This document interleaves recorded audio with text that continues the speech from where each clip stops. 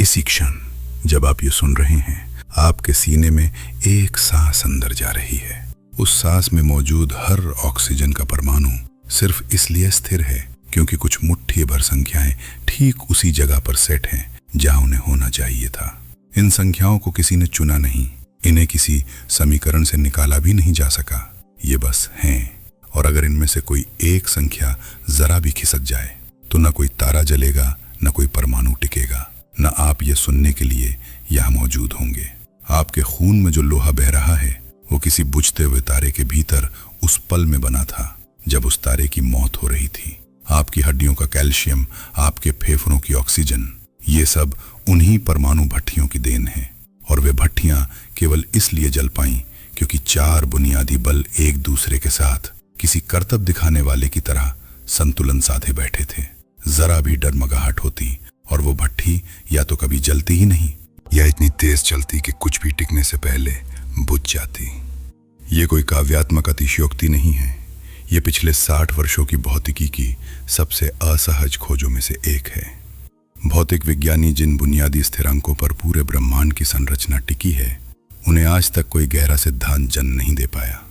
हर बार जब कोई सैद्धांतिक भौतिक विज्ञानी उम्मीद करता है कि शायद अगली समीकरण गुरुत्वाकर्षण की ताकत या विद्युत चुंबकत्व की सीमा को स्वाभाविक रूप से सामने लाएगी, जवाब वही मिलता है। ये संख्याएं बाहर से डाली गई लगती हैं, जैसे किसी ने उन्हें प्रयोग से नापकर समीकरण में ठूंस दिया हो।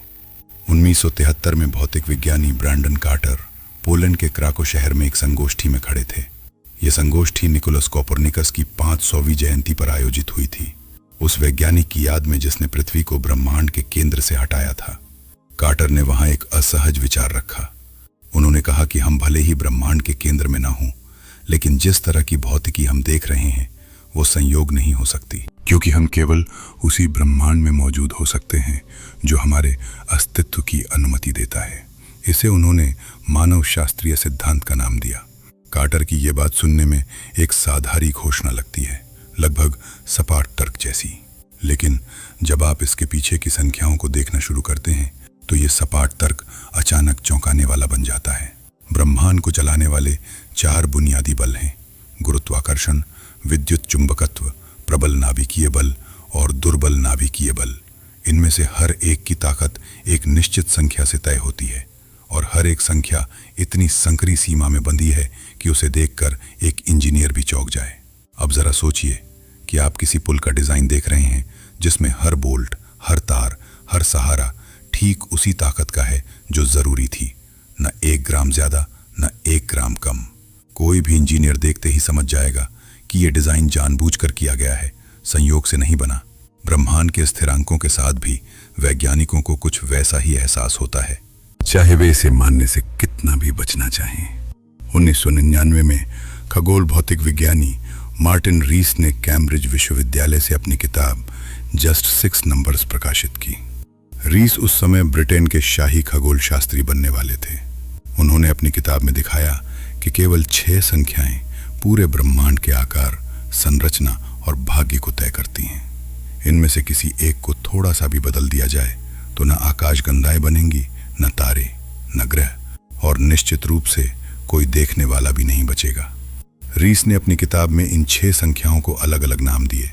कुछ ब्रह्मांड के फैलाव की गति तय करती हैं, कुछ पदार्थ और ऊर्जा के अनुपात को, और कुछ अंतरिक्ष की बनावट को। लेकिन जो बात रीस को सबसे ज्यादा बेचैन करती थी वो ये थी कि इन 6 संख्याओं के बीच कोई आपसी रिश्ता नहीं दिखता। ये एक दूसरे से स्वतंत्र लगती हैं, फिर भी हर एक अपनी जगह पर बिल्कुल सटीक बैठी हैं, मानो किसी ने अलग अलग पहियों को अलग अलग सेट किया हो और फिर भी पूरी घड़ी एक ताल में चलने लगी हो। रीस की ये बात कोई अकेली आवाज नहीं थी। 1971 में भौतिक विज्ञानी फ्रीमैन डायसन प्रिंसटन के इंस्टीट्यूट फॉर एडवांस्ड स्टडी में बैठे एक निबंध लिख रहे थे जो साइंटिफिक अमेरिकन पत्रिका में छपने वाला था। उस निबंध में डायसन ने एक वाक्य लिखा जो आज भी भौतिकी के इतिहास में उद्धृत किया जाता है। उन्होंने लिखा कि किसी अर्थ में ये ब्रह्मांड मानो पहले से जानता था कि हम आने वाले हैं। ये वाक्य किसी धार्मिक उपदेशक का नहीं था, ये एक ऐसे गणितज्ञ और भौतिक विज्ञानी का था जिसने परमाणु भौतिकी और क्वांटम विद्युत गतिकी में गहरा काम किया था। जब ऐसे कठोर वैज्ञानिक भी अपने आंकड़ों को देखकर इस तरह की भाषा में बोलने लगे तो ये संकेत है कि कुछ असामान्य रूप से सटीक हो रहा है। लेकिन डायसन के इस वाक्य के पीछे कोई भावुकता नहीं थी, केवल सीधा गणितीय अवलोकन था। फ्रेड हॉयल एक और नाम है जो इस कहानी में बार बार लौटता है। हॉयल कैम्ब्रिज में काम करने वाले एक तीखी बुद्धि वाले खगोल भौतिक विज्ञानी थे, जिन्होंने तारों के भीतर तत्वों के बनने की पूरी प्रक्रिया को समझने में दशकों बिताए। 1982 में हॉयल ने एक वाक्य कहा जो आज भी हर फिजिक्स क्लास में दोहराया जाता है। उन्होंने कहा कि ब्रह्मांड एक सजाई हुई चाल लगती है, मानो किसी ने संख्याओं के साथ छेड़छाड़ की हो। हॉयल का यह कहना केवल एक टिप्पणी नहीं थी, ये एक ऐसे व्यक्ति की स्वीकारोक्ति थी जिसने खुद अपने हाथों से कार्बन के निर्माण का गणित हल किया था और जिसे नतीजा देखकर हैरानी हुई थी। हम आगे इस कहानी में लौटेंगे और देखेंगे कि हॉयल ने वास्तव में क्या खोजा था। अभी के लिए बस इतना समझ लीजिए कि यह किसी बाहरी आलोचक की बात नहीं थी, बल्कि खुद प्रयोग करने वाले वैज्ञानिक के मुंह से निकली स्वीकारोक्ति थी। हॉयल अकेले नहीं थे जिन्होंने इन संख्याओं को हाथ से समीकरण में डालने की मजबूरी महसूस की। इससे भी पहले 20वीं सदी के शुरुआती दशकों में कैम्ब्रिज के ही एक और खगोल भौतिक विज्ञानी आर्थर एडिंगटन ने एक बड़ा सपना देखा था। एडिंगटन को उम्मीद थी कि वे शुद्ध गणित और तर्क से विद्युत चुंबकत्व की ताकत बताने वाली संख्या को निकाल लेंगे, बिना किसी प्रयोग की मदद के। उन्होंने वर्षों इस पर काम किया, जटिल तर्क बुने और अंततः असफल रहे। उनकी कोशिश आज भौतिकी के इतिहास में एक चेतावनी की तरह याद की जाती है, यह याद दिलाने के लिए कि यह संख्या शुद्ध तर्क से नहीं निकलती, इसे प्रकृति में जाकर नापना ही पड़ता है।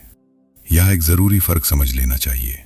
प्रकाश की गति जैसी कुछ संख्याएं केवल इसलिए स्थिर लगती हैं क्योंकि हमने अपनी नाप तौल की इकाइयां उन्हीं के हिसाब से गढ़ी हैं।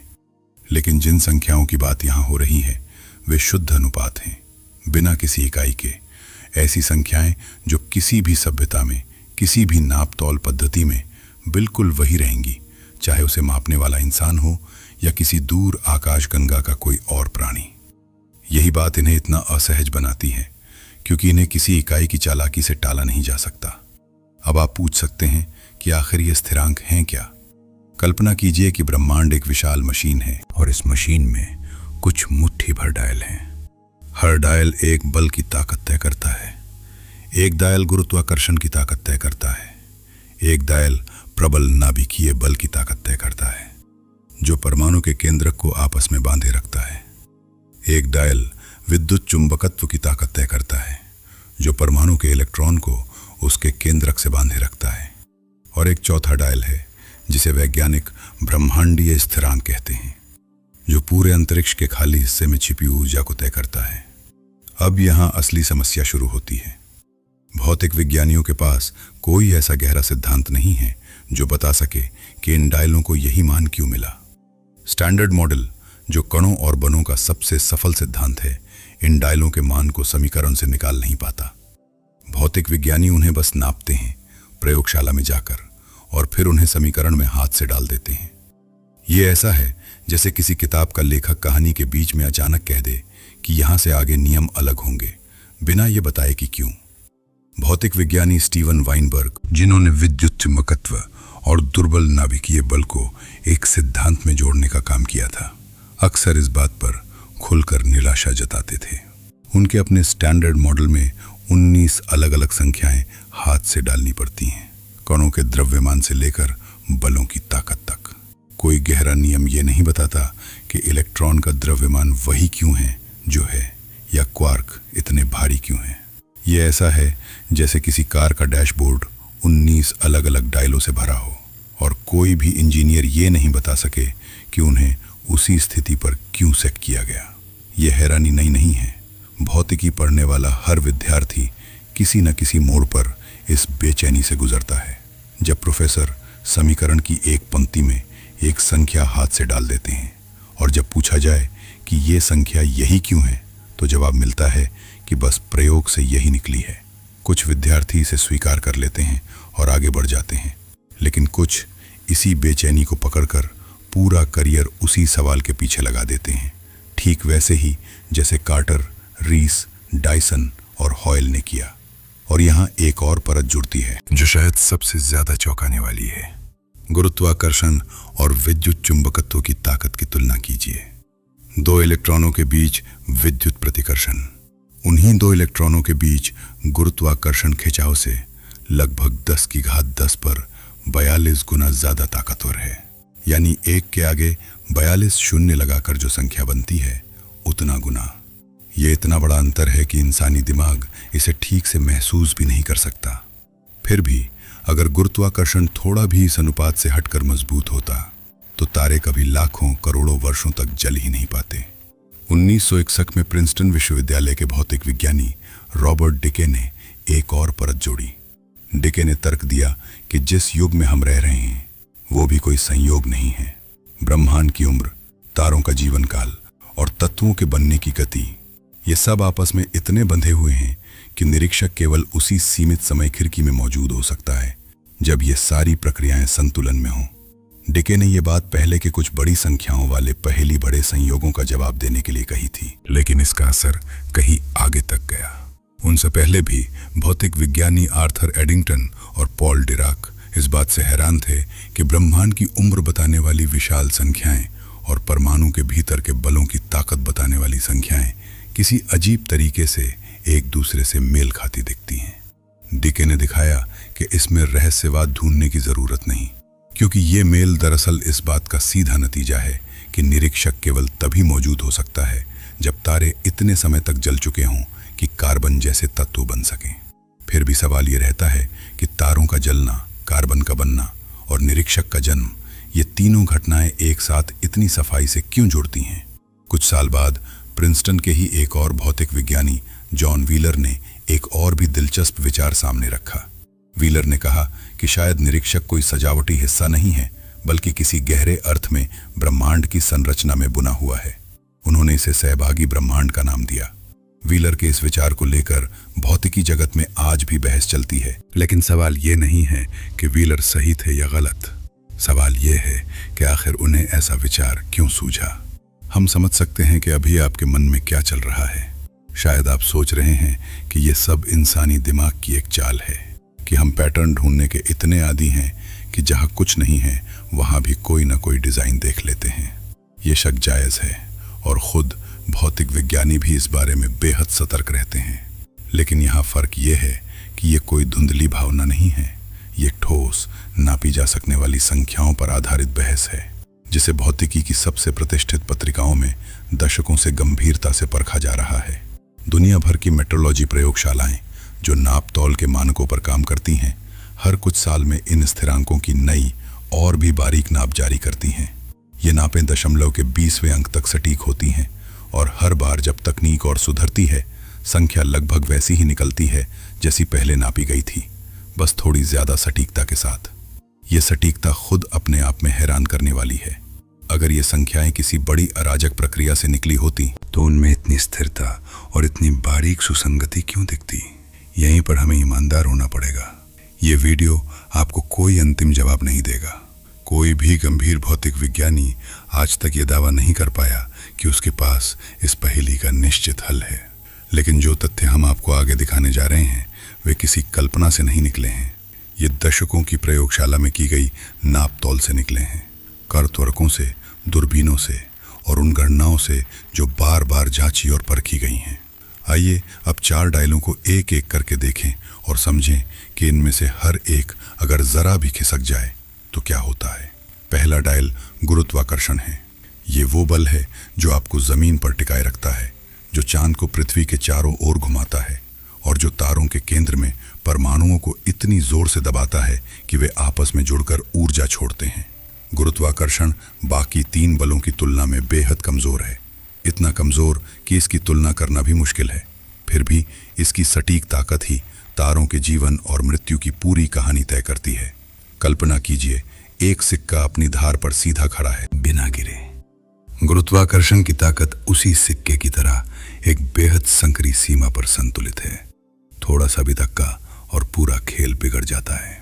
दूसरा डायल प्रबल नाभिकीय बल है, जो परमाणु के केंद्रक के भीतर प्रोटॉन और न्यूट्रॉन को आपस में चिपकाए रखता है। ये बल इतना ताकतवर है कि ये प्रोटॉन के बीच की विद्युत प्रतिकर्षण को हरा सके। फिर भी इसकी सीमा इतनी छोटी है कि यह केंद्रक के बाहर बिल्कुल काम नहीं करता। इस बल की सटीक ताकत ही तय करती है कि तारे किन तत्वों को बना सकते हैं और किन्हीं नहीं। आगे चलकर हम देखेंगे कि इसी बल की एक बेहद बारीक सेटिंग के बिना ब्रह्मांड में कार्बन नाम का तत्व शायद कभी पर्याप्त मात्रा में बन ही नहीं पाता, और उसके बिना कोई जीव विज्ञान संभव नहीं होता।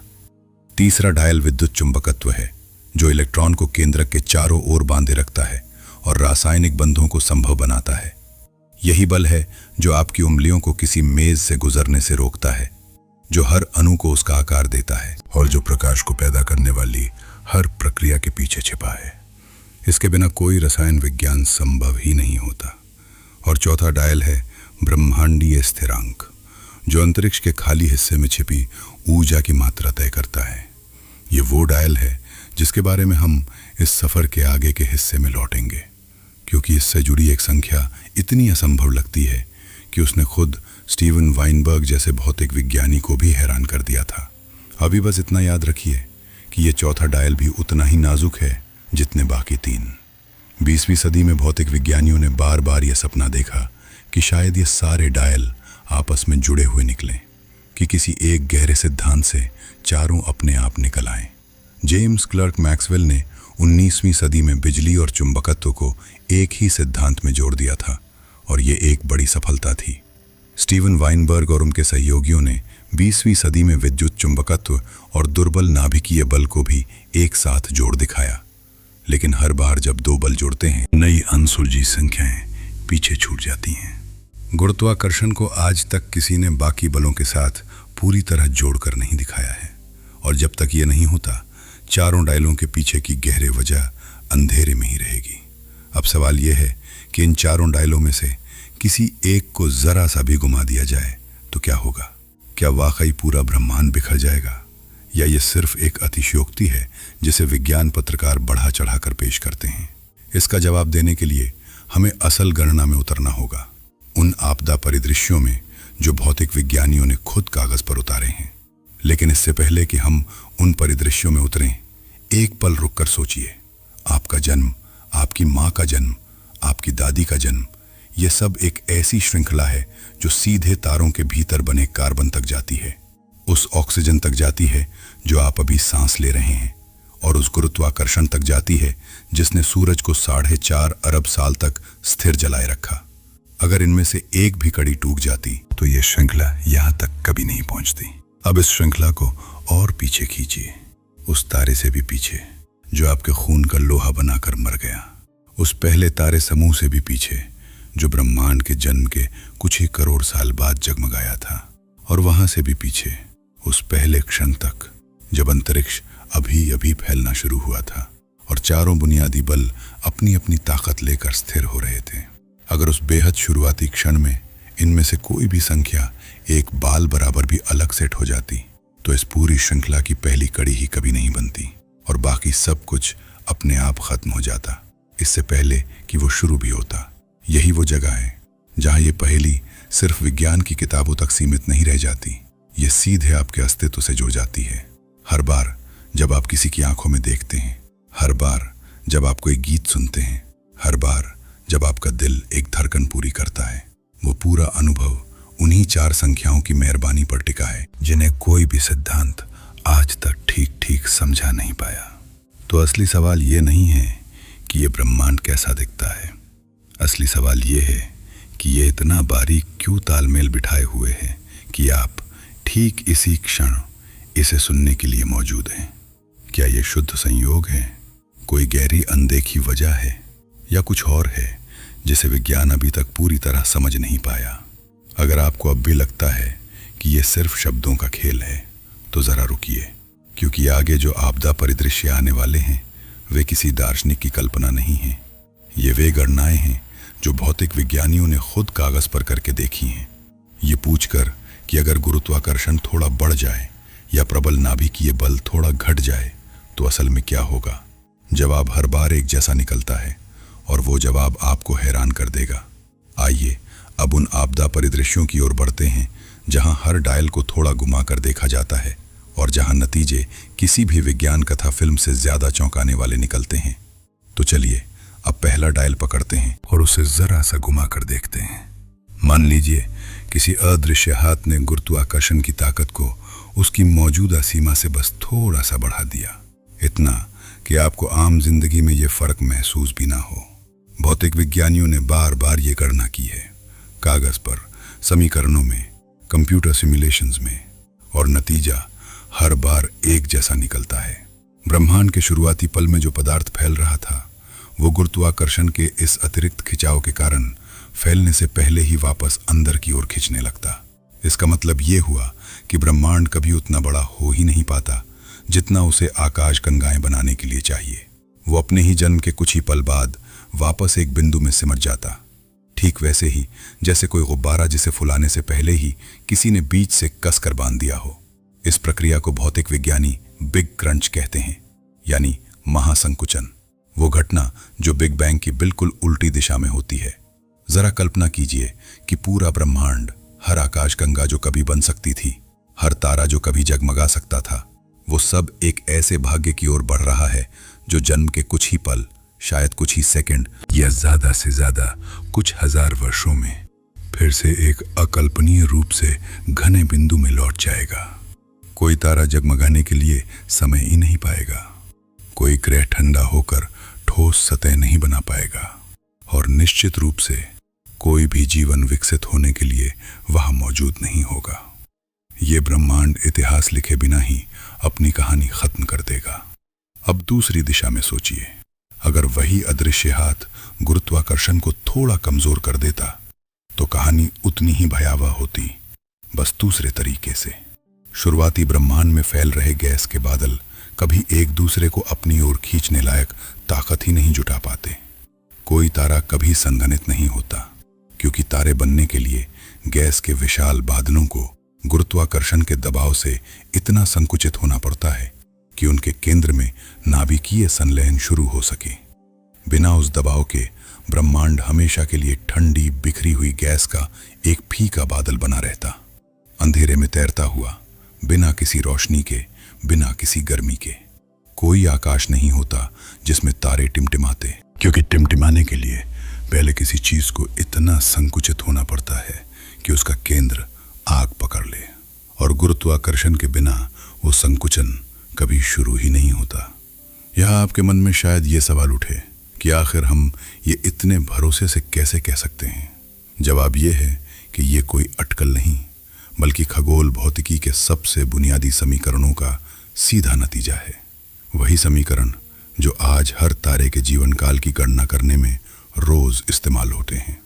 जब भौतिक विज्ञानी इन्हीं समीकरणों में गुरुत्वाकर्षण की संख्या को थोड़ा ऊपर नीचे करके फिर से चलाते हैं, नतीजा हर बार यही निकलता है, या तो बहुत जल्दी पतन या फिर तारे बनने में पूरी तरह असफलता। ध्यान दीजिए कि ये अकेले किसी एक गणना का नतीजा नहीं है। खगोल भौतिकी की पाठ्य पुस्तकों में तारों के जीवन काल का मॉडल जिन समीकरणों पर टिका है, उन्हीं समीकरणों का इस्तेमाल करके जब भौतिक विज्ञानी गुरुत्वाकर्षण की संख्या बदलकर दोबारा गणना करते हैं, चाहे वो किसी भी विश्वविद्यालय की प्रयोगशाला में हो, नतीजा बार बार वही निकलता है। ये किसी एक टीम की राय नहीं, बल्कि पूरी खगोल भौतिकी बिरादरी में दशकों से दोहराई गई गणना है। यही वो जगह है जहां भौतिक विज्ञानी ब्रैंडन कार्टर की 1974 की गणना वापस याद आती है। कार्टर ने ठीक यही सवाल उठाया था कि गुरुत्वाकर्षण की ताकत और प्रबल नाभिकीय बल की ताकत के बीच का अनुपात किस हद तक बदला जा सकता है इससे पहले कि तारे बनना बंद कर दें। उनका जवाब चौंकाने वाला था। यह अनुपात केवल कुछ ही प्रतिशत की गुंजाइश देता है। इससे ज्यादा हिलाइए और सूरज जैसे स्थिर, लंबे समय तक जलने वाले तारे इतिहास से पूरी तरह गायब हो जाते हैं, और सूरज जैसे तारे ही असल कुंजी हैं। एक तारे को अरबों वर्षों तक स्थिर गति से जलना पड़ता है, ना बहुत तेज ना बहुत धीमा, ताकि उसके किसी ग्रह पर जीवन को विकसित होने के लिए पर्याप्त समय मिल सके। अगर गुरुत्वाकर्षण थोड़ा भी बढ़ जाए तो तारे अपने ईंधन को बहुत तेजी से जला डालते हैं, कुछ ही लाख वर्षों में बुझ जाते हैं। इतना कम समय कि किसी ग्रह पर सरल जीवाणु से आगे कुछ भी विकसित होने का मौका ही नहीं मिलता। अब यहां जरा रुककर एक इंसानी पैमाना याद कीजिए। पृथ्वी पर जीवन को सरल कोशिकाओं से जटिल जीवों तक पहुंचने में लगभग 3.5 अरब साल लगे। ये कोई छोटी अवधि नहीं है। ये इतना लंबा समय है कि अगर सूरज केवल कुछ करोड़ साल ही जलता तो हमारी कहानी वहीं खत्म हो जाती, इससे पहले कि वो शुरू भी होती। गुरुत्वाकर्षण की सटीक ताकत ही वो अदृश्य मीटर है जो तय करती है कि किसी तारे के पास कहानी लिखने के लिए कितना समय बचा है। अब हम दूसरे डायल की ओर बढ़ते हैं और यह कहानी और भी गहरी होती जाती है। ये प्रबल नाभिकीय बल की कहानी है और इसकी शुरुआत एक ऐसे वैज्ञानिक से होती है जिसने खुद इस पहेली को सुलझाने की कोशिश की और अंत में हैरान रह गया। इससे पहले कि हम कार्बन तक पहुंचें, एक और बेहद बुनियादी संतुलन को समझ लेना जरूरी है। वो संतुलन जो तारों के अंदर हाइड्रोजन के जलने की पूरी प्रक्रिया को संभव बनाता है। सूरज के केंद्र में हर पल अरबों प्रोटॉन आपस में टकराते हैं। अगर प्रबल नाभिकीय बल आज की तुलना में केवल कुछ ही प्रतिशत ज्यादा ताकतवर होता तो 2 प्रोटॉन आपस में सीधे जुड़कर एक स्थिर द्विप्रोटॉन नाभिक बना सकते थे। ये सुनने में मामूली लगता है, लेकिन इसका नतीजा भयानक होता। सूरज जैसे तारे तब हाइड्रोजन को इतनी बेतहाशा तेजी से जला डालते कि उनका पूरा ईंधन कुछ ही समय में खत्म हो जाता, शायद कुछ ही वर्षों में, न कि अरबों वर्षों में। दूसरी तरफ अगर प्रबल नाभिकीय बल थोड़ा कमजोर होता तो एक बिल्कुल उल्टी समस्या खड़ी होती।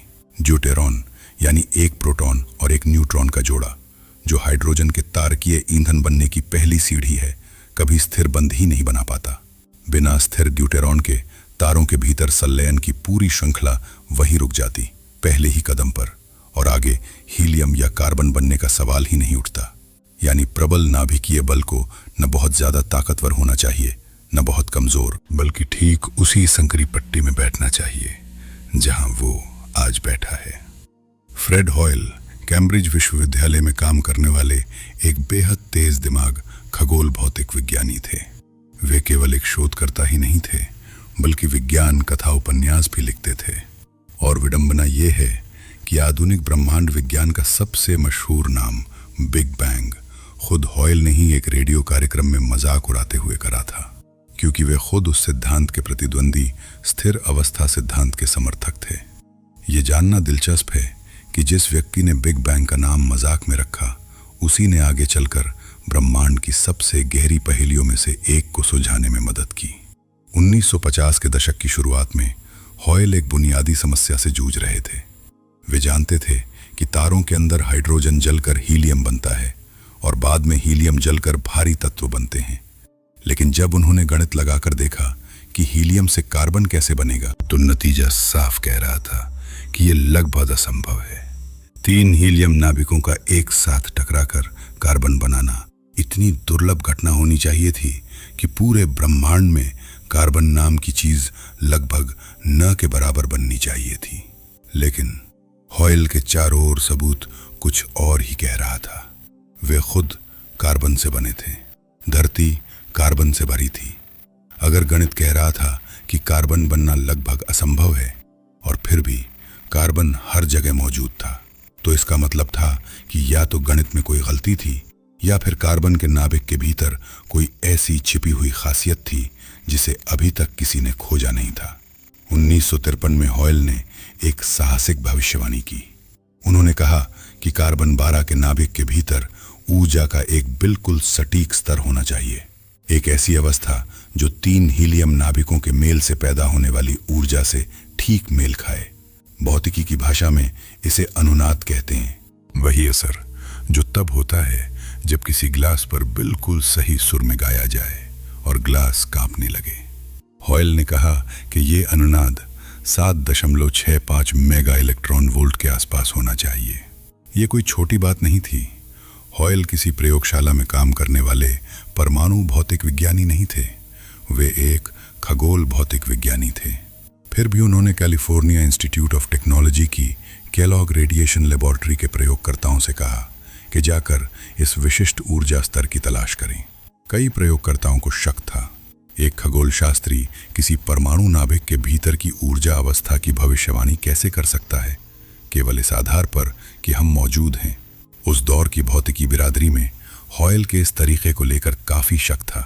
किसी वैज्ञानिक सिद्धांत की भविष्यवाणी आमतौर पर गहरे गणितीय समीकरणों से निकलती है, न कि इस तर्क से कि क्योंकि हम मौजूद हैं इसलिए ये ऐसा ही होना चाहिए।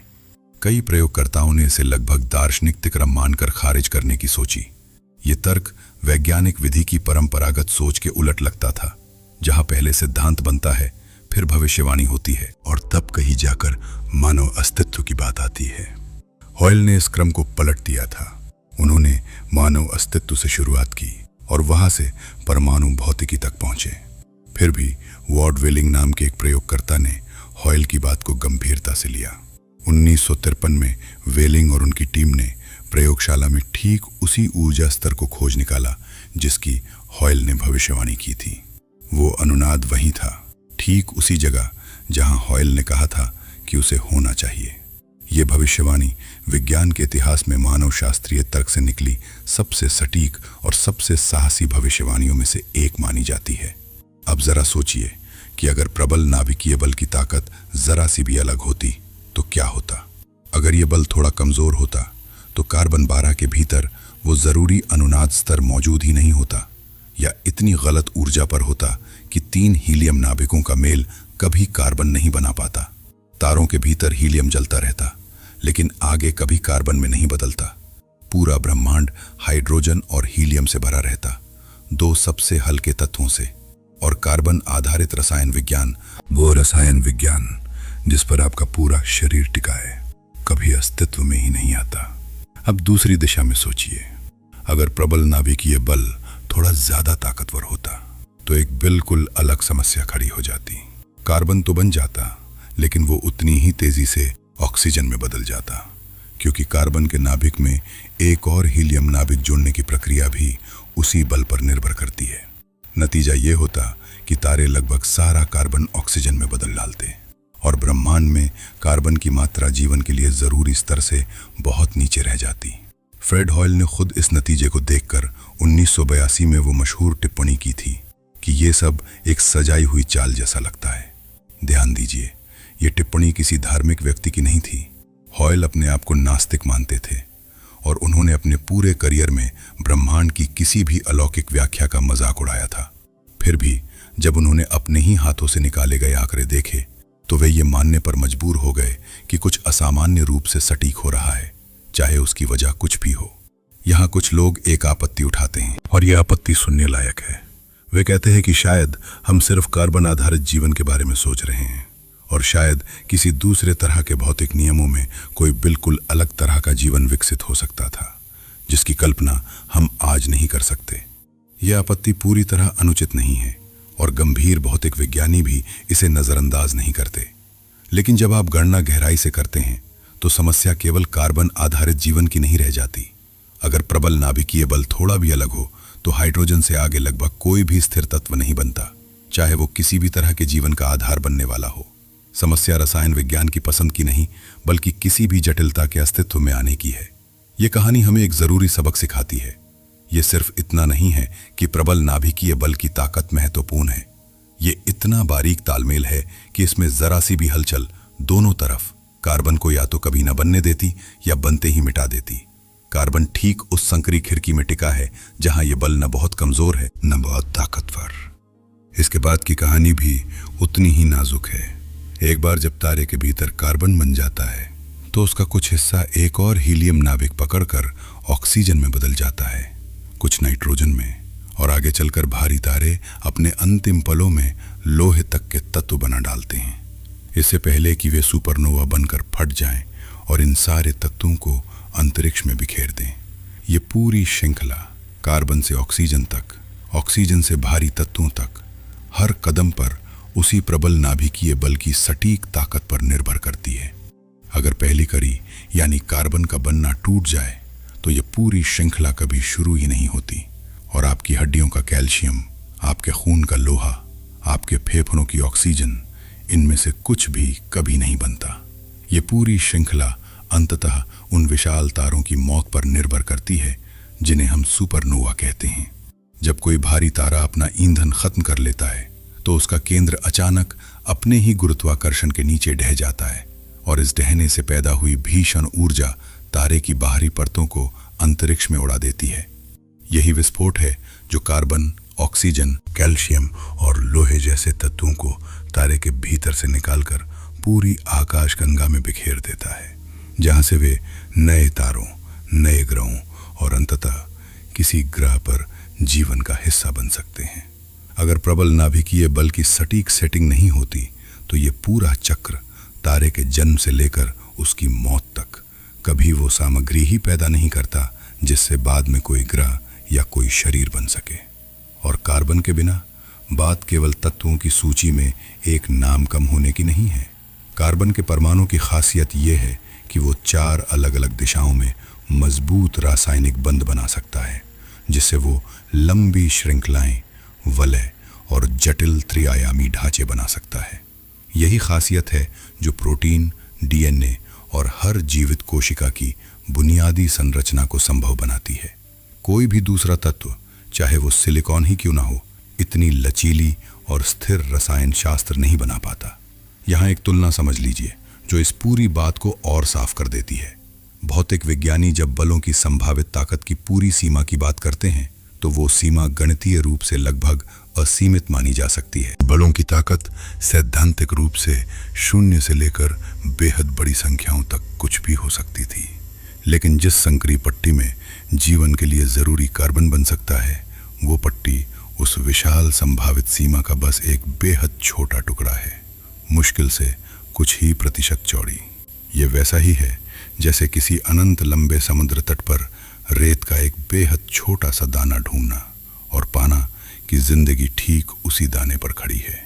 इसलिए जब कोई कहता है कि प्रबल नाभिकीय बल की सटीक ताकत जीवन के लिए जरूरी थी, तो ये कोई ढीली ढाली बात नहीं है। ये एक बेहद विशिष्ट, नापी जा सकने वाली भौतिक शर्त है, जिसे हॉयल ने पहले गणित से भविष्यवाणी किया और वेलिंग ने प्रयोगशाला में जाकर पुष्टि की। ये विज्ञान के इतिहास के उन दुर्लभ पलों में से एक है जहां एक दार्शनिक जैसा सवाल सीधे एक सटीक प्रयोगात्मक भविष्यवाणी में बदल गया। कार्बन की कहानी के अलावा एक और बारीक संतुलन है जिसे भौतिक विज्ञानी अक्सर उतना ही चौंकाने वाला मानते हैं।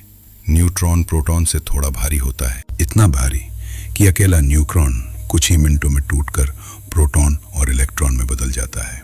लेकिन ये अंतर इतना छोटा और इतना सटीक है कि हाइड्रोजन का नाभिक, जो अकेले एक प्रोटॉन से बना है, स्थिर रहता है, जबकि भारी नाभिकों के भीतर प्रोटॉन और न्यूट्रॉन मिलकर स्थिर ढांचे बना पाते हैं।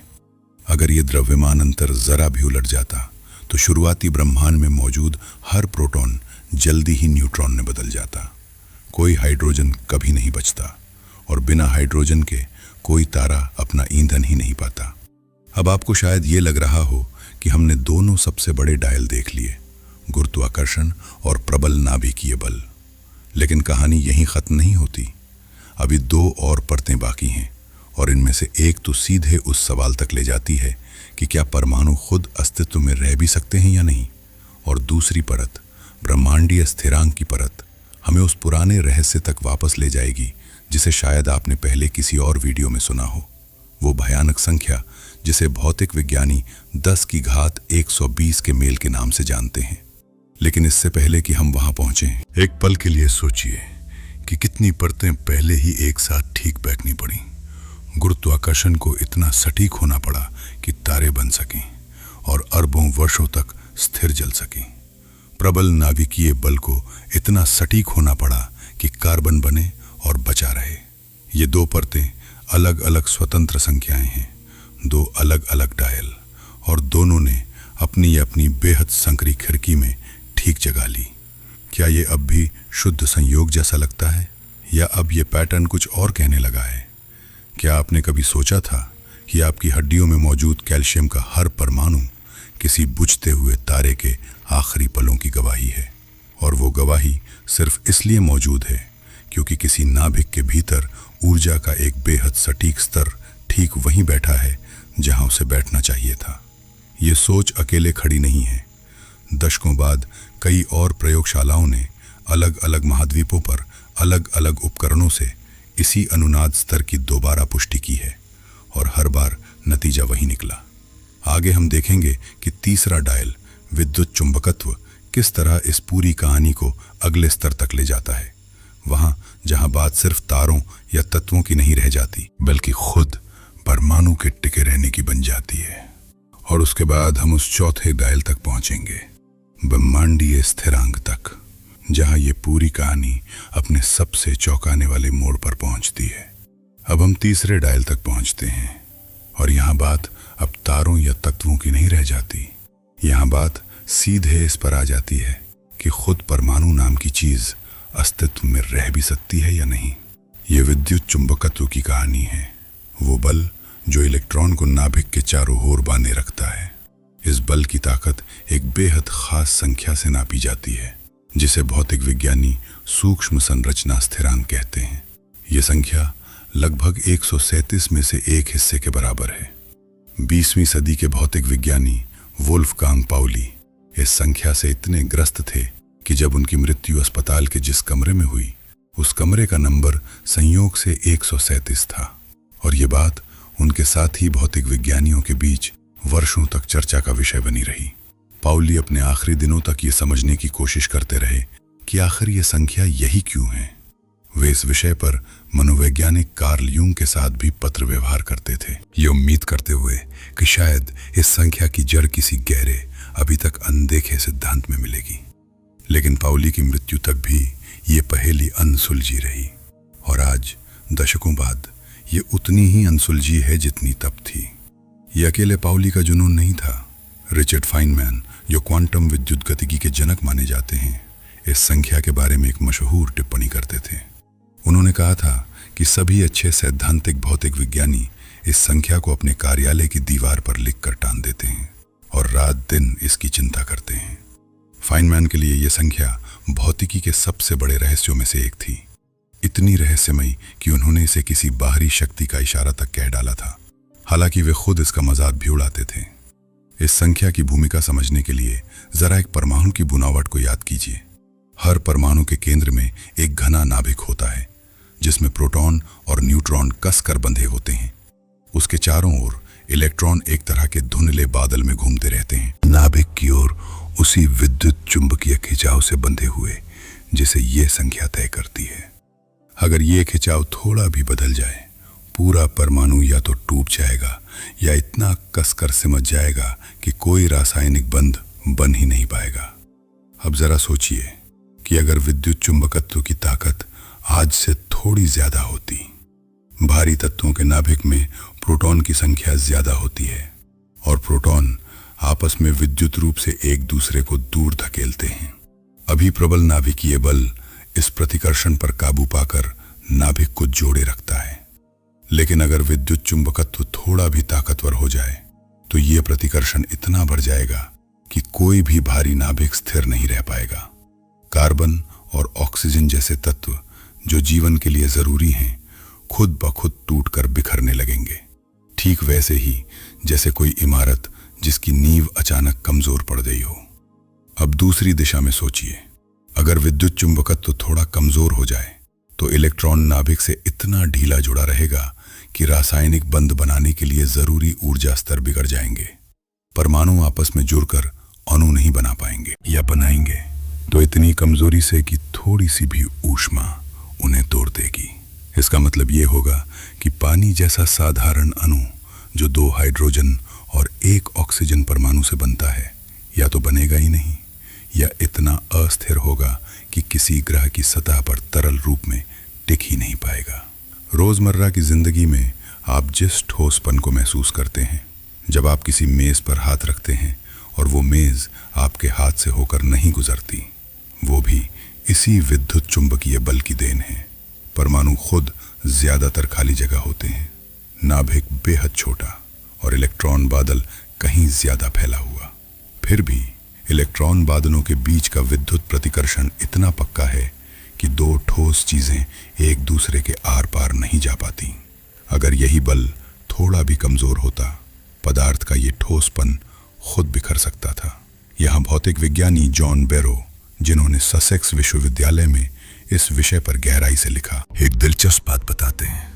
उन्होंने दिखाया कि सूक्ष्म संरचना स्थिरांक और प्रोटॉन इलेक्ट्रॉन के द्रव्यमान अनुपात के बीच भी एक बेहद बारीक तालमेल है। अगर इनमें से किसी एक अनुपात को थोड़ा भी हिलाया जाए तो तारे या तो बहुत जल्दी जल जाएंगे या फिर कभी रोशनी छोड़ ही नहीं पाएंगे, क्योंकि तारे के भीतर बनने वाली रोशनी की तरंगदैर्ध्य भी इसी अनुपात पर निर्भर करती है। अब आप शायद पूछें कि आखिर ये सब बातें सैद्धांतिक अटकल हैं या इन्हें किसी तरह जांचा भी गया है। जवाब है हाँ, जांचा गया है, और बड़ी दिलचस्प जगह पर। पश्चिम अफ्रीका के गैबोन देश में ओक्लो नाम की जगह पर एक प्राकृतिक यूरेनियम भंडार है, जहां करीब 2 अरब वर्ष पहले जमीन के भीतर अपने आप एक नाभिकीय रिएक्टर जैसी प्रक्रिया चली थी। भौतिक विज्ञानियों ने उस प्राचीन प्रक्रिया के अवशेषों की जांच करके यह अनुमान लगाया कि उस समय भी सूक्ष्म संरचना स्थिरांक का मान लगभग वही था जो आज है, बेहद बारीक सीमा के भीतर। यह दिखाता है कि यह संख्या केवल आज की नाप नहीं बल्कि अरबों वर्षों से स्थिर बनी हुई है। ओक्लो की यह जांच 21वीं सदी की शुरुआत में कई अलग अलग शोध पत्रों में दोहराई गई, और हर बार नतीजा यही निकला कि अगर उस समय यह संख्या आज से थोड़ी सी भी अलग होती तो उस प्राकृतिक रिएक्टर के भीतर होने वाली नाभिकीय प्रतिक्रियाएं बिल्कुल अलग ढंग से चलती और उनके अवशेष आज जैसे नहीं दिखते। इसी दायरे में एक और आधुनिक पहेली जुड़ती है, जिसे भौतिक विज्ञानी पद अनुक्रम समस्या कहते हैं। 2012 में जिनेवा की सर्न प्रयोगशाला के विशाल हेड्रॉन कोलाइडर ने हिग्स बोसॉन नाम के कण की खोज की पुष्टि की, जिसका द्रव्यमान लगभग 125 गीगा इलेक्ट्रॉन वोल्ट मापा गया। यह द्रव्यमान भी अपने आप में एक पहेली है, क्योंकि सैद्धांतिक हिसाब से ये इससे कहीं ज्यादा भारी होना चाहिए था अगर कोई अनदेखा संतुलन इसे नीचे न खींच रहा हो। ये एक और परत है जहां भौतिकी के भीतर ही एक और बारीक अनसमझी सेटिंग छिपी बैठी है, ठीक उन 4 डायलों के बगल में। कुछ भौतिक विज्ञानी इसे एक अलग समस्या मानते हैं, अलग 4 डायलों की मुख्य कहानी से, लेकिन कई और इसे उसी बड़े पैटर्न का हिस्सा मानते हैं। ये विचार कि जहां भी हम गहराई से झांकते हैं कोई न कोई बारीक अस्पष्ट रूप से सटीक सेटिंग सामने आ ही जाती है, चाहे वो नाभिक के भीतर की ऊर्जा अवस्था हो या हिग्स कर का द्रव्यमान या ब्रह्मांडीय स्थिरांक। हर जगह वही पैटर्न दोहराता है, संकरी पट्टी, बड़ी संभावित सीमा, और नतीजा ठीक उसी संकरी पट्टी में बैठा हुआ। यहाँ एक बात और जोड़नी जरूरी है, ये तीसरा डायल केवल परमाणुओं तक सीमित नहीं रहता। यही बल है जो हर रासायनिक प्रतिक्रिया के पीछे छिपा है, आग जलने से लेकर आपके शरीर के भीतर ऊर्जा बनाने वाली हर प्रक्रिया तक। अगर ये डायल थोड़ा भी हिल जाए तो रसायन विज्ञान नाम की पूरी शाखा, जिस पर जीव विज्ञान की नींव टिकी है, बिल्कुल अलग नियमों पर चलने लगेगी या फिर बिल्कुल भी नहीं चलेगी। अब हम तीनों डायल देख चुके हैं, गुरुत्वाकर्षण, प्रबल नाभिकीय बल और विद्युत चुंबकत्व। हर एक अपनी जगह पर बेहद संकरी पट्टी में बैठा है, लेकिन अभी एक चौथा डायल बाकी है, और ये वो डायल है जिसने खुद भौतिकी जगत के सबसे बड़े दिमागों को भी चौंका दिया था। ये ब्रह्मांडीय स्थिरांक की कहानी है। अगर आपने हमारा पहले का वीडियो देखा है जिसमें हमने 10 की घात 120 की भयानक संख्या पर बात की थी, तो आप शायद पहले से जानते हैं कि यह मामला कितना गंभीर है। हम उस पूरी कहानी को यहाँ दोबारा नहीं दोहराएंगे, लेकिन इतना याद दिला देना जरूरी है कि यह वही जगह है जहाँ क्वांटम भौतिकी की भविष्यवाणी और असल नापी गई मात्रा के बीच का फासला ब्रह्मांड विज्ञान के इतिहास का सबसे बड़ा मेल न खाने वाला अंतर माना जाता है। यहाँ हम सिर्फ ये देखेंगे कि ये चौथा डायल हमारी आज की कहानी में कैसे फिट बैठता है, उन 3 डायलों के साथ जिन्हें हम पहले ही देख चुके हैं। 1917 में एल्बर्ट आइंस्टाइन ने अपने ही समीकरणों में एक अतिरिक्त पद जोड़ा था, जिसे उन्होंने ब्रह्मांडीय स्थिरांक कहा। उनका मकसद था ब्रह्मांड को स्थिर दिखाना, न फैलता न सिकुड़ता। कुछ ही वर्षों बाद जॉर्ज लेमेत्र और एडविन हबल के काम ने दिखाया कि ब्रह्मांड असल में फैल रहा है, और आइंस्टाइन ने अपने उस अतिरिक्त पद को अपनी सबसे बड़ी भूल कहकर वापस ले लिया। लेकिन कहानी वहीं खत्म नहीं हुई।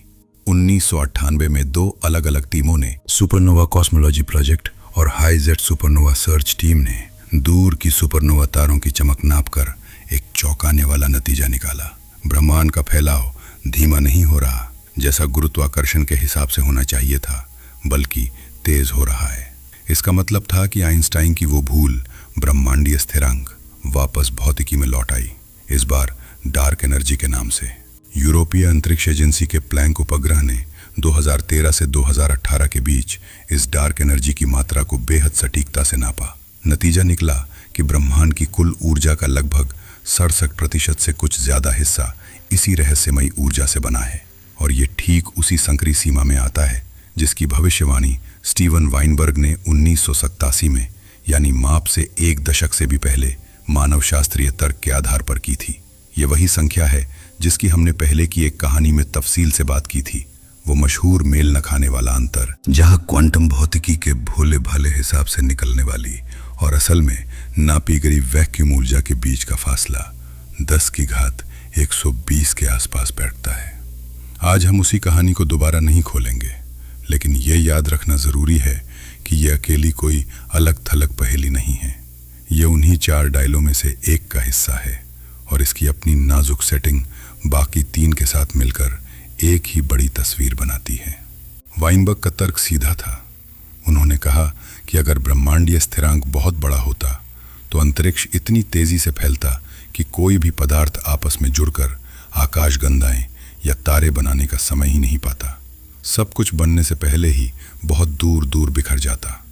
उन्होंने गणना करके एक ऊपरी सीमा तय की, और जब 1 दशक बाद असली नाप आई, वो नाप ठीक उसी सीमा के भीतर बैठी। ये ऐसा है जैसे किसी ने अंधेरे कमरे में निशाना साधा और 10 साल बाद जब बत्ती जली, तीर बिल्कुल निशाने के केंद्र में लगा हुआ मिला। अब जरा एक पल रुककर पूरी तस्वीर को एक साथ देखिए। गुरुत्वाकर्षण एक बेहद संकरी पट्टी में बैठा है, वरना या तो महासंकुचन होता या तारे कभी नहीं बनते। प्रबल नाभिकीय बल एक बेहद संकरी पट्टी में बैठा है, वरना कार्बन कभी नहीं बनता।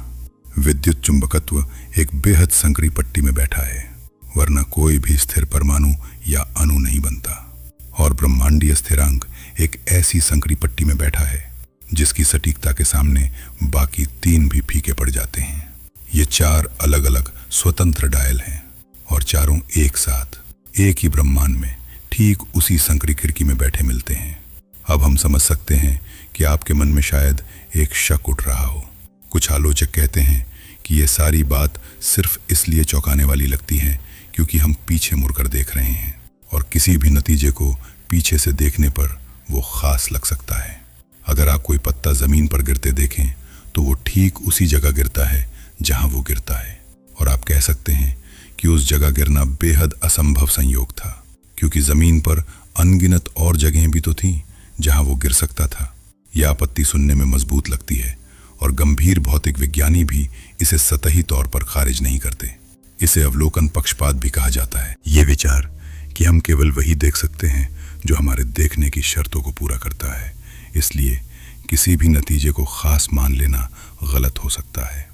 लेकिन यहीं एक बारीक फर्क समझना जरूरी है।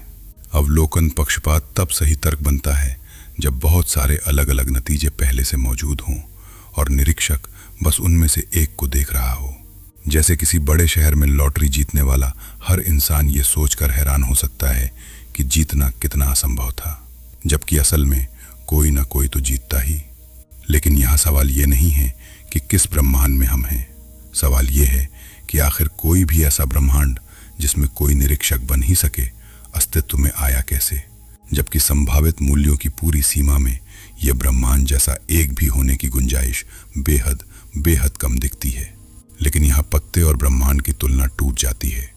पत्ता कहीं भी गिरे, जमीन वहां मौजूद रहेगी, दुनिया वैसी ही चलती रहेगी। लेकिन अगर गुरुत्वाकर्षण, प्रबल नाभिकीय बल, विद्युत चुंबकत्व या ब्रह्मांडीय स्थिरांक अपनी संकरी पट्टी से बाहर गिर जाएं, तो जमीन खुद कभी बनती ही नहीं। कोई पत्ता कभी अस्तित्व में ही नहीं आता, और कोई देखने वाला भी नहीं बचता जो ये पूछ सके कि पत्ता कहाँ गिरा। ये फर्क बेहद गहरा है, और यही वो जगह है जहां मानव शास्त्रीय तर्क अपनी असली ताकत दिखाता है। एक और आलोचना अक्सर सुनने को मिलती है कि शायद ये सारी संख्याएं आपस में किसी गहरे, अभी तक अनखोजे नियम से बंधी हों, जिससे ये पूरा तालमेल अपने आप बिना किसी योजना के निकल आए। ये भी एक ईमानदार वैज्ञानिक संभावना है, और कई भौतिक विज्ञानी इसी उम्मीद में अपना करियर लगा रहे हैं। लेकिन अभी तक दशकों की कोशिश के बावजूद ऐसा कोई गहरा नियम नहीं मिला है जो चारों डायलों को आपस में जोड़ सके। जब तक ऐसा नियम नहीं मिलता, ये संभावना एक उम्मीद है, ना कि एक स्थापित तथ्य। एक तीसरी आपत्ति भी अक्सर उठती है। ये कि शायद अनगिनत दूसरे ब्रह्मांड भी मौजूद हों, हर एक अलग स्थिरांकों के साथ, और हम बस संयोग से उसी एक ब्रह्मांड में हैं जहां ये सब काम कर गया। ये विचार इतना गंभीर है कि इसे भौतिकी की सबसे बड़ी बहसों में गिना जाता है, और हम इसे आगे विस्तार से देखेंगे। अभी बस इतना समझ लीजिए कि ये विचार समस्या को हल नहीं करता, बल्कि उसे एक कदम पीछे धकेल देता है। क्योंकि तब सवाल ये बन जाता है कि इतने सारे अलग अलग ब्रह्मांड बनाने वाली प्रक्रिया खुद कहाँ से आई। अब सोचिए कि ये सब मिलकर क्या तस्वीर बनाता है। ये ऐसा है जैसे कोई ब्रह्मांड किसी तलवार की धार पर संतुलन साधे खड़ा है, हर तरफ गिरने का खतरा, फिर भी हर तरफ से बचते हुए बिल्कुल बीच में टिका हुआ। जरा भी झुकाओ किसी भी दिशा में और पूरा ढांचा या तो बहुत जल्दी बिखर जाता या कभी बन ही नहीं पाता। और आप ठीक इसी पल इस तलवार की धार के बिल्कुल केंद्र में खड़े होकर सांस ले रहे हैं, जैसे कुछ भी असामान्य न हो। ये तलवार की धार वाली छवि कोई अलंकार भर नहीं है। हर एक चीज जो आप अपने आसपास देखते हैं, हर दीवार, हर पेड़, हर चेहरा, ये सब इसी संतुलन का नतीजा है। और जितना गहराई से भौतिक विज्ञानी इस संतुलन की जांच करते हैं, उतना ही ये संतुलन नाजुक निकलता है, न कि मजबूत। हर नई नाप, हर नया प्रयोग इस पट्टी को और सकरा दिखाता है, चौड़ा नहीं। शिकागो विश्वविद्यालय की Kavali institute for cosmological physics जैसी संस्थाएं आज भी इसी काम में जुटी हैं, हर साल इन स्थिरांकों की नाप को थोड़ा और सटीक बनाते हुए, ये देखने के लिए कि कहीं कोई मामूली सी दरार तो नहीं दिख रही जो इस पूरे तालमेल को समझा सके। अब तक हर नई नाप ने इसी पैटर्न को और पुख्ते अमलिंगता किया है।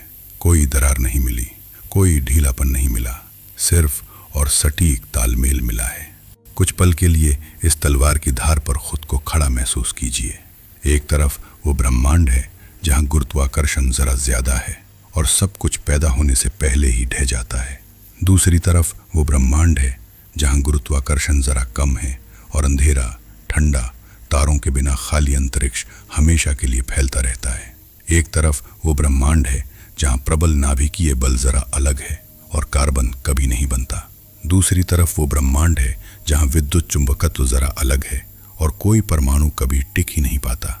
और ठीक बीच में, उन सभी असफल संभावनाओं के बीच, एक बेहद पतली रेखा पर वो ब्रह्मांड खड़ा है जिसमें आप अभी सांस ले रहे हैं। इसे नापने का एक और तरीका है जो शायद इसे और भी साफ कर दे। अगर आप एक सुई को महाद्वीप जितनी लंबी किसी रेखा पर बिल्कुल एक तय बिंदु पर सीधा खड़ा करने की कोशिश करें, बिना गिरे, वो मुश्किल एक हद तक इस बात से मिलती जुलती है कि इन चार डायलों को उनकी संकरी पट्टियों में रखना कितना कठिन है। फर्क सिर्फ इतना है कि सुई के मामले में कम से कम कोई सुई खड़ी करने वाला हाथ मौजूद होता है। ब्रह्मांड के मामले में ये सवाल अभी भी खुला है कि वो हाथ था भी या नहीं, और अगर था तो वो किस तरह का था। तो अब हम उस मोड़ पर आ पहुंचे हैं जहां असली सवाल का सामना करना जरूरी हो जाता है। अगर चार स्वतंत्र डायल बिना किसी ज्ञात आपसी संबंध के एक साथ इतनी संकरी सीमा में बैठे मिलें, तो इसकी वजह क्या हो सकती है? क्या ये शुद्ध संयोग है, एक ऐसा संयोग जिसे हमें बस स्वीकार कर लेना चाहिए?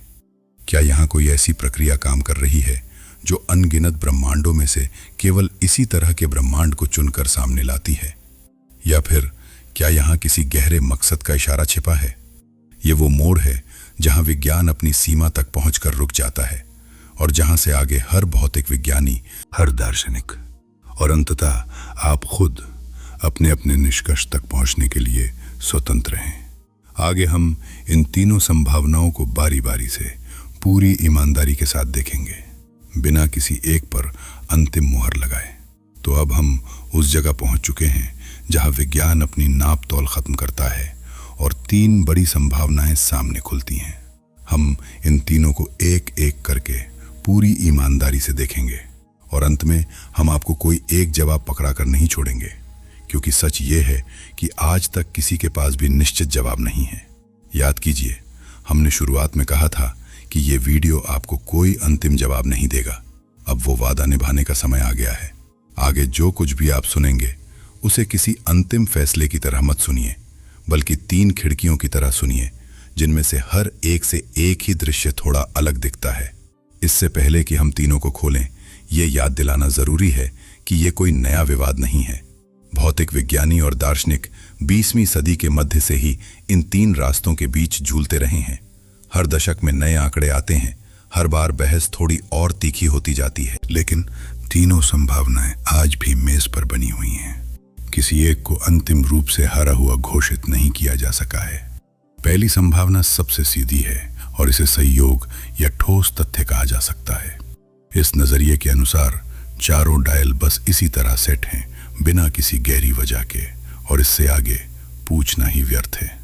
ब्रह्मांड बस वैसा है जैसा है, ये संख्याएं बस वही हैं जो हैं, और शायद किसी दिन कोई गहरा सिद्धांत इन्हें समझा भी दे, लेकिन तब भी वो सिद्धांत खुद अपनी कुछ बुनियादी मान्यताओं पर टिका होगा जिन्हें आगे समझाना संभव नहीं होगा। किसी न किसी मोड़ पर हर वैज्ञानिक व्याख्या को कहीं ना कहीं रुक कर कहना पड़ता है कि बस यही आधारभूत सच्चाई है। ये नजरिया अपनी जगह मजबूत है, क्योंकि विज्ञान के इतिहास में ऐसा कई बार हुआ है कि जो चीज पहले असंभव संयोग लगती थी, बाद में किसी गहरे नियम से निकल आई। शायद यही यहां भी हो, और हम अभी उस गहरे नियम को खोज नहीं पाए हैं। लेकिन आलोचक ये भी कहते हैं कि ये जवाब कहीं ना कहीं सवाल को टालने जैसा लगता है। ये मानने के बजाय कि यहाँ वाकई कुछ समझाने लायक है, ये सीधा कह देता है कि बस स्वीकार कर लो। कुछ भौतिक विज्ञानी इस पहले नजरिए का बचाव एक और तरीके से करते हैं। वे कहते हैं कि इंसानी दिमाग बड़ी संख्याओं और संभावनाओं को समझने में स्वाभाविक रूप से कमजोर है। जब हम कहते हैं कि कोई संयोग 1 करोड़ में 1 है, हमारा दिमाग उसे तुरंत असंभव जैसा महसूस करने लगता है, भले ही गणितीय रूप से वो संभावना शून्य नहीं है। शायद 4 डायलों का ये तालमेल भी उतना ही असंभव नहीं है जितना यह सुनने में लगता है। बस इंसानी अंतर्ज्ञान इसे ठीक से माप नहीं पाता। यह आपत्ति भी अपनी जगह वाजिब है, लेकिन इसके जवाब में यह भी याद रखना जरूरी है कि यहाँ बात किसी एक संयोग की नहीं, बल्कि 4 स्वतंत्र संयोगों के एक साथ घटित होने की है। और स्वतंत्र संभावनाओं को आपस में गुणा करने पर संख्या और भी छोटी होती चली जाती है। यहाँ एक और बात ध्यान देने लायक है, ये तीनों नजरिए आपस में पूरी तरह अलग थलग नहीं हैं। कुछ भौतिक विज्ञानी पहले और दूसरे नजरिए को मिलाकर देखते हैं, ये कहते हुए कि बहुब्रह्मांड खुद किसी गहरे भौतिक नियम से निकलता है, जो अपने आप में एक तरह का ठोस तथ्य है। कुछ और लोग दूसरे और तीसरे नजरिए के बीच पुल बनाने की कोशिश करते हैं, ये पूछते हुए कि क्या मुद्रास्फीति जैसी प्रक्रिया खुद किसी गहरे मकसद के तहत तय की गई हो सकती है। ये सीमाएं उतनी सख्त नहीं हैं जितनी पहली नज़र में लगती हैं, और यही बात इस पूरी बहस को और पेचीदा बना देती है। दूसरी संभावना कहीं ज़्यादा विस्तृत और आज के भौतिकी जगत में काफ़ी लोकप्रिय है। इसे बहुब्रह्मांड परिकल्पना कहा जाता है। 2003 में स्टैनफोर्ड विश्वविद्यालय के भौतिक विज्ञानी लियोनार्ड सस्किन ने स्ट्रिंग सिद्धांत के भीतर एक चौंकाने वाला विचार सामने रखा। उन्होंने दिखाया कि स्ट्रिंग सिद्धांत के गणित से 10 की घात 500 के आसपास अलग अलग संभावित निर्वात अवस्थाएं निकलती हैं, हर एक अपने अलग भौतिक स्थिरांकों के सेट के साथ। सस्किन ने इसे लैंडस्केप यानी परिदृश्य का नाम दिया। इस विचार को और मजबूती रूसी अमेरिकी भौतिक विज्ञानी आंद्रे लिंडे के काम से मिलती है। 1983 से लेकर 1986 के बीच पहले मॉस्को की लेबेदेव संस्था में और बाद में स्टैनफोर्ड में लिंडे ने अनंत मुद्रास्फीति का सिद्धांत विकसित किया। इस सिद्धांत के अनुसार ब्रह्मांड का फुलाव कभी पूरी तरह रुकता ही नहीं, ये हमेशा कहीं न कहीं जारी रहता है, और हर जगह जहां ये फुलाव रुकता है वहां एक नया बुलबुला ब्रह्मांड जन्म लेता है, अपने अपने भौतिक स्थिरांकों के साथ, जो पिछले बुलबुले से बिल्कुल अलग हो सकते हैं। इस पूरी तस्वीर की जड़ें मैसाचुसेट्स इंस्टीट्यूट ऑफ टेक्नोलॉजी के भौतिक विज्ञानी एलन गुथ के 1980 के मूल मुद्रास्फीति सिद्धांत तक जाती हैं, जिसने सबसे पहले ये विचार दिया कि ब्रह्मांड ने अपने जन्म के तुरंत बाद बेहद तेज फुलाव का दौर देखा। गुथ का मूल सिद्धांत ये नहीं कहता था कि अनगिनत ब्रह्मांड बनते हैं, लेकिन लिंडे और उनके साथियों ने इसे आगे बढ़ाकर यह दिखाया कि अगर मुद्रास्फीति एक बार शुरू हो तो तो उसे हर जगह एक साथ रुकने के लिए मजबूर करना बेहद मुश्किल है। अगर ये सोच सही है तो पहेली अचानक बिल्कुल पलट जाती है। अगर अनगिनत बुलबुला ब्रह्मांड मौजूद हैं, हर एक अपने अलग स्थिरांकों के साथ, तो ज्यादातर बुलबुलों में शायद न तारे बनते होंगे, न परमाणु टिकते होंगे, न कोई निरीक्षक कभी जन्म ले पाता होगा। लेकिन कुछ बेहद कम बुलबुलों में संयोग से स्थिरांक ठीक उस संकरी पट्टी में गिर जाते होंगे जहां तारे, परमाणु और अंततः निरीक्षक बन सकें। और स्वाभाविक रूप से कोई भी निरीक्षक खुद को केवल उन्हीं गिने चुने बुलबुलों में पाएगा, क्योंकि बाकी सब जगह देखने वाला कोई है ही नहीं। भौतिक विज्ञानी इस तर्क को दो अलग रूपों में बांटते हैं। कमजोर मानव शास्त्रीय सिद्धांत बस इतना कहता है कि हम केवल वही परिस्थितियां देख सकते हैं जो हमारे अस्तित्व की अनुमति देती हैं। ये एक चयन प्रभाव है, कोई गहरा दावा नहीं। लेकिन प्रबल मानव शास्त्रीय सिद्धांत, जिसे ब्रैंडन कार्टर ने भी अपने मूल भाषण में छुआ था, यह सुझाव देता है कि ब्रह्मांड को किसी तरह निरीक्षकों की अनुमति देनी ही थी, जो एक कहीं ज्यादा गहरा और विवादास्पद दावा है। बहुब्रह्मांड परिकल्पना इन दोनों रूपों के बीच का पुल बनने की कोशिश करती है, प्रबल दावे को कमजोर दावे में बदलने की कोशिश, बस अनगिनत बुलबुलों की मदद से। यह तर्क सुनने में जादुई लगता है, लेकिन यह वही मानव शास्त्रीय तर्क है जिससे हमने इस कहानी की शुरुआत की थी। बस अब एक कदम आगे बढ़ाया गया है। अगर बहुत सारे ब्रह्मांड मौजूद हों तो हमारा इतने बारीक तालमेल वाला ब्रह्मांड होना उतना चौंकाने वाला नहीं रह जाता, क्योंकि किसी न किसी बुलबुले को तो ठीक बैठना ही था, और हम बस उसी बुलबुले में मौजूद हैं जो ठीक बैठा।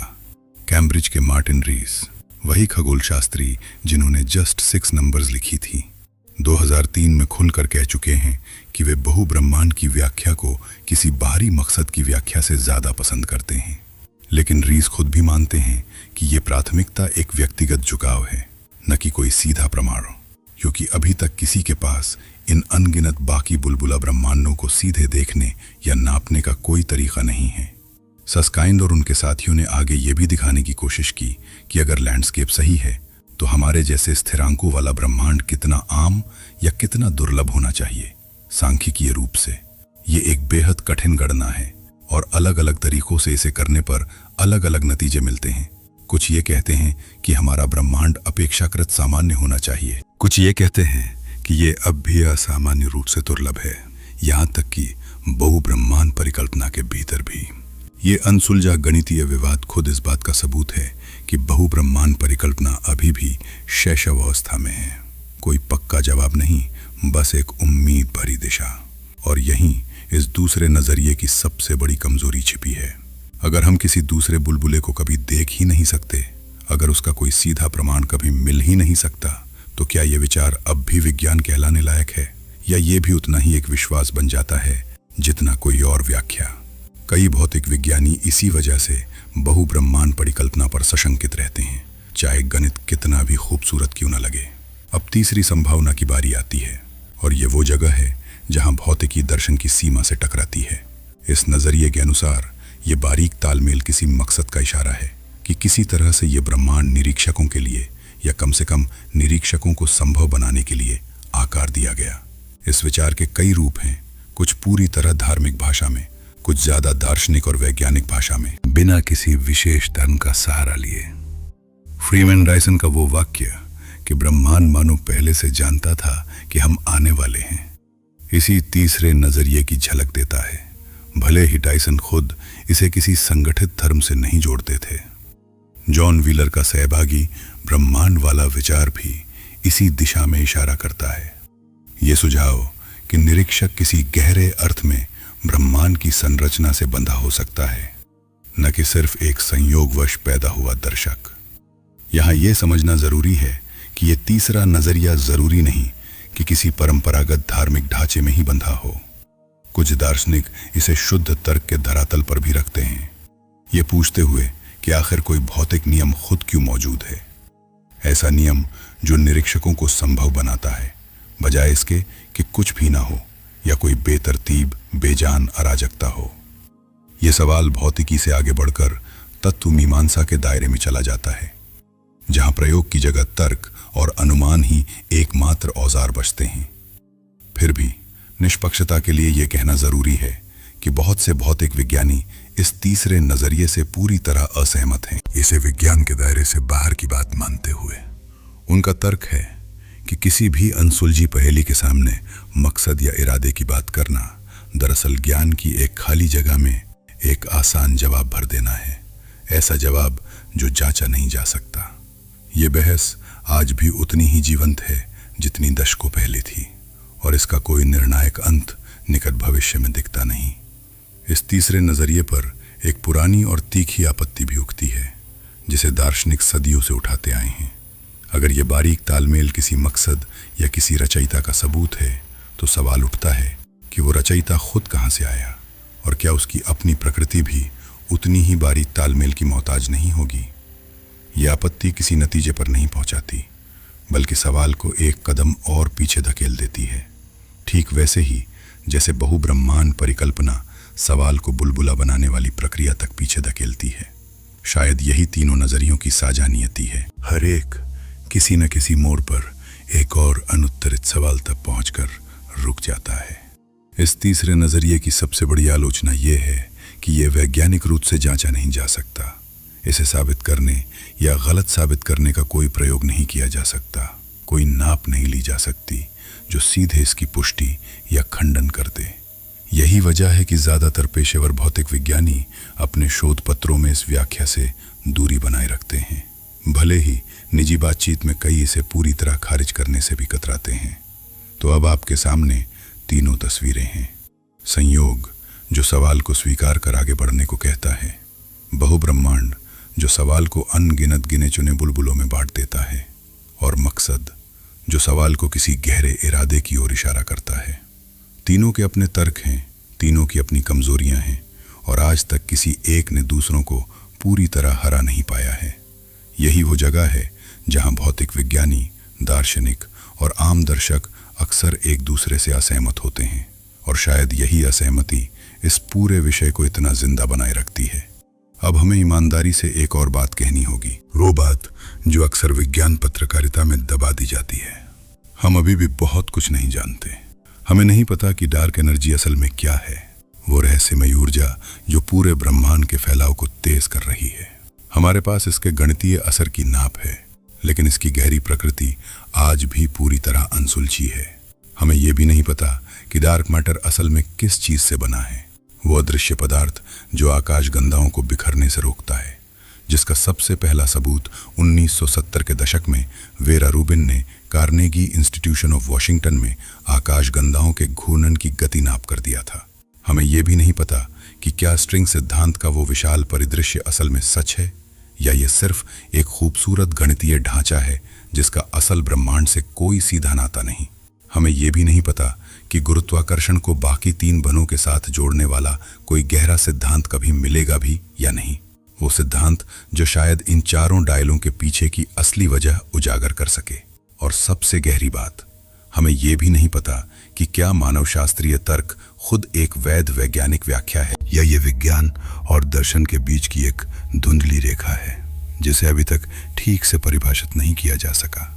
कुछ प्रयोग इस दिशा में जवाब खोजने की कोशिश में असफल भी रहे हैं। दशकों से चल रहे भूमिगत डिटेक्टर जो डार्क मैटर के कणों को सीधे पकड़ने की कोशिश करते हैं, आज तक कोई निर्णायक संकेत नहीं दे पाए हैं, भले ही उनकी संवेदनशीलता हर साल बढ़ती जा रही है। कण त्वरकों ने भी अभी तक स्ट्रिंग सिद्धांत या सुपर सिमेट्री जैसे विचारों की सीधी पुष्टि करने वाला कोई नया कण नहीं खोजा है, जिसकी उम्मीद कई भौतिक विज्ञानियों को दशकों से थी। यह असफलताएं किसी की गलती नहीं है, बल्कि ये दिखाती हैं कि ये पहेली जितनी दिखती है उससे कहीं ज्यादा गहरी है। ऑक्सफोर्ड विश्वविद्यालय के भौतिक विज्ञानी रॉजर पेनरोज ने 2004 में अपनी किताब में एक और हैरान करने वाली गणना की, जो इस पूरी कहानी से जुड़ी एक अलग परत को छूती है। उन्होंने ब्रह्मांड की शुरुआती अवस्था की असाधारण व्यवस्थितता की संभावना निकालने की कोशिश की, और नतीजा इतना छोटा निकला कि उसे लिखने के लिए सामान्य घातांक भी काफी नहीं पड़ते। संख्या को 1 की घात पर 10 की घात 10 की घात 123 के आसपास कहा जा सकता है। हम इस गणना का पूरा विवरण यहाँ नहीं खोलेंगे, ये अपने आप में एक अलग गहरी कहानी है, लेकिन इसे यहाँ बस एक और उदाहरण के तौर पर याद रखिए। ये दिखाने के लिए कि जहां भी भौतिक विज्ञानी ब्रह्मांड की शुरुआती परिस्थितियों को गहराई से खंगालते हैं, वहां कोई न कोई असाधारण रूप से सटीक सेटिंग सामने आ ही जाती है। हमें यह भी स्वीकार करना होगा कि हम ये भी ठीक से नहीं जानते कि क्या भौतिकी के नियम खुद समय के साथ बदलते हैं या नहीं। कुछ प्रयोगों ने बेहद दूर की आकाशगंगाओं से आने वाली रोशनी की जांच करके ये देखने की कोशिश की है कि क्या अरबों साल पहले सूक्ष्म संरचना स्थिरांक आज से थोड़ा अलग था। अभी तक के नतीजे ज्यादातर यही कहते हैं कि यह स्थिरांक स्थिर रहा है, लेकिन कुछ विवादास्पद अध्ययन बेहद छोटे बदलावों का दावा भी करते हैं और ये बहस अभी पूरी तरह सुलझी नहीं है। और शायद सबसे गहरा अनुत्तरित सवाल ये है कि आखिर कुछ भी क्यों मौजूद है बजाय इसके कि कुछ भी ना होता। ये सवाल भौतिकी के दायरे से भी आगे निकल जाता है, क्योंकि कोई भी भौतिक सिद्धांत, चाहे वो कितना भी सुंदर क्यों ना हो, अंततः ये मानकर चलता है कि कुछ बुनियादी चीज पहले से मौजूद है, चाहे वो अंतरिक्ष हो, समय हो या किसी सिद्धांत के समीकरण खुद। शायद ये सवाल कभी विज्ञान की भाषा में पूरी तरह हल न हो, और शायद यही बात इसे इतना स्थायी रूप से आकर्षक बनाए रखती है। ये वैज्ञानिक विनम्रता कोई कमजोरी नहीं है, असल में यही वो चीज है जो विज्ञान को धर्म या अंधविश्वास से अलग करती है। ये क्षमता कि जब जवाब नहीं पता तो साफ कहा जाए कि नहीं पता, बजाय इसके कि किसी झूठे भरोसे से खाली जगह भर दी जाए। शायद यही सबसे ईमानदार जगह है जहां से इस पूरी कहानी को देखा जाना चाहिए, न पूरे यकीन के साथ, न पूरी उलझन के साथ, बल्कि खुले सवालों के साथ, पूरी जिज्ञासा के साथ। अब आइए वापस लौटते हैं वहीं जहां से हमने यह सफर शुरू किया था। याद कीजिए वो पहला पल जब हमने कहा था कि आपके सीने में अभी एक सांस अंदर जा रही है, और उस सांस का हर परमाणु सिर्फ इसलिए स्थिर है क्योंकि 4 डायल ठीक अपनी जगह पर बैठे हैं। अब आप जानते हैं कि इसका असली मतलब क्या है। गुरुत्वाकर्षण ने आपके सूरज को 4.5 अरब साल तक स्थिर जलाए रखा। प्रबल नाभिकीय बल ने किसी दूर के बुझते तारे के भीतर कार्बन बनाया, ठीक उस अनुनाद स्तर पर जिसकी हॉयल ने भविष्यवाणी की और वेलिंग ने पुष्टि की। विद्युत चुंबकत्व ने उस कार्बन को, उस ऑक्सीजन को आपके शरीर के हर अणु में जोड़े रखा, और ब्रह्मांडीय स्थिरांक ने पूरे ब्रह्मांड को इतना समय दिया कि ये सब घट सके, बिना बहुत जल्दी बिखरे, बिना बहुत जल्दी सिकुड़े। जब हमने ये सफर शुरू किया था, हमने पूछा था कि क्या ये कोई काव्यात्मक अतिशयोक्ति है। अब इतनी दूर आने के बाद आप खुद जवाब दे सकते हैं, यह अतिशयोक्ति नहीं है।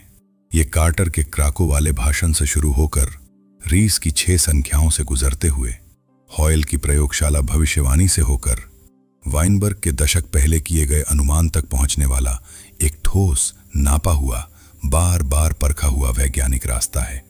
हर मोड़ पर अलग अलग वैज्ञानिकों ने अलग अलग दशकों में अलग अलग तरीकों से एक ही नतीजे की पुष्टि की कि यह ब्रह्मांड जिस बारीकी से टिका है उसे हल्के में लेना मुश्किल है। अब उस तलवार की धार को फिर से याद कीजिए, एक ऐसा ब्रह्मांड जो 4 अलग अलग दिशाओं में गिरने का खतरा उठाए, हर तरफ से बचते हुए बिल्कुल बीच में संतुलित खड़ा है। और आप ठीक इसी क्षण उस बेहद पतली रेखा के सबसे नाजुक बिंदु पर खड़े होकर ये सुन रहे हैं जैसे ये कुछ साधारण बात हो। ये कोई साधारण बात नहीं है। हर बार जब आपका दिल धड़कता है, वो धड़कन उन्हीं 4 संख्याओं की मेहरबानी पर टिकी है। हर बार जब आप किसी को गले लगाते हैं, वो गर्मजोशी, वो एहसास, वो सब कुछ उसी नाजुक संतुलन का नतीजा है जिसे हमने आज इतनी देर तक खंगाला। ये संतुलन इतना बारीक है कि इसे शब्दों में पूरी तरह समेट पाना भी मुश्किल है। फिर भी हर पल ये आपके भीतर, आपके आसपास बिना रुके काम कर रहा है। सोचिए उन तमाम लोगों के बारे में जो कभी आपसे पहले जिए। आपके पुरखे, उनके पुरखे, हजारों पीढ़ियां पीछे तक, हर एक इसी नाजुक संतुलन पर निर्भर करते हुए सांस लेता रिलेशन, बिना ये जाने कि उनका अस्तित्व 4 अदृश्य डायलों की मेहरबानी पर टिका है। और सोचिए उन तमाम लोगों के बारे में जो आपके बाद आएंगे, जो इसी संतुलन पर भरोसा करते हुए बिना सोचे अपनी अगली सांस लेंगे। ये श्रृंखला अतीत से भविष्य तक हर एक कड़ी पर उसी बारीक तालमेल से गुजरती है जिसे आज हमने खोल कर देखा। तो आखिर में सवाल आपके लिए छूट जाता है, ठीक वैसे ही जैसे ये भौतिकी जगत के लिए छूटा हुआ है। क्या ये 4 डायलों का इतना सटीक बैठना शुद्ध सौभाग्य है, इतना दुर्लभ कि इसे समझ पाना लगभग नामुमकिन लगे? क्या ये अनगिनत बुलबुला ब्रह्मांडों में से बस उस एक में होने का नतीजा है जो संयोगवश ठीक बैठ गया? या क्या ये किसी गहरे अनदेखे मकसद का निशान है जिसे विज्ञान अभी अपनी भाषा में पूरी तरह बयान नहीं कर सकता? शायद आप इस वीडियो को यहां बंद करते हुए इनमें से किसी एक जवाब की ओर झुकेंगे और शायद कोई और दर्शक बिल्कुल विपरीत दिशा में झुकेगा। यही वो जगह है जहां यह कहानी विज्ञान की किताब से निकलकर आपकी अपनी सोच का हिस्सा बन जाती है। कोई भी ईमानदार भौतिक विज्ञानी आपको बताएगा कि आज के आंकड़े तीनों में से किसी एक को निर्णायक रूप से साबित नहीं करते।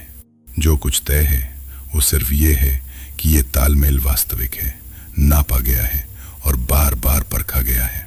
जो भी सच हो, एक बात तय है, आपका अस्तित्व ठीक इसी रूप में, ठीक इसी क्षण, किसी भी नजरिए से देखा जाए असाधारण है। अगली बार जब आप सांस लें, बस एक पल के लिए रुककर महसूस कीजिए कि वो सांस कितनी दूर से आई है, तारों की भट्ठियों से, अरबों वर्षों की प्रतीक्षा से, 4 संख्याओं के बेहद नाजुक तालमेल से। हर सांस उसी तलवार की धार पर खड़ी है। इनमें से किसी एक संख्या को 10 लाख में से एक हिस्से जितना भी हिला दीजिए और न कोई तारा होगा, न कोई कार्बन, न कोई सांस, न आप, न कोई सूरज, न कोई धरती, न कोई माँ जो आपको जन्म देती, न कोई सवाल पूछने वाला दिमाग, कुछ भी नहीं। सिर्फ खाली अंतरिक्ष या एक बहुत जल्दी बुझ चुका ब्रह्मांड, बिना किसी को ये जानने के लिए छोड़े कि वहां कभी कुछ होने की कोशिश भी हुई थी। लेकिन ऐसा नहीं हुआ किसी वजह से, चाहे वो वजह शुद्ध संयोग हो, अनगिनत बुलबुलों में से एक हो या कोई गहरा मकसद हो। वो 4 डायल ठीक अपनी जगह पर बैठे और आप यहाँ हैं, ठीक इसी क्षण, ये सुनते हुए, सांस लेते हुए, सोचते हुए। शायद यही सबसे गहरा सवाल है जो विज्ञान आज आपको दे सकता है, इतना गहरा कि इसका जवाब देने से पहले ही ये आपको हमेशा के लिए बदल देता है।